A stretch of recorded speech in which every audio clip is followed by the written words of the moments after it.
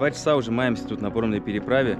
Сначала нас пропустили на первый паром, но в итоге из-за того, что нас сзади наглые машины несколько штук обогнали, мы вот двое не влезли.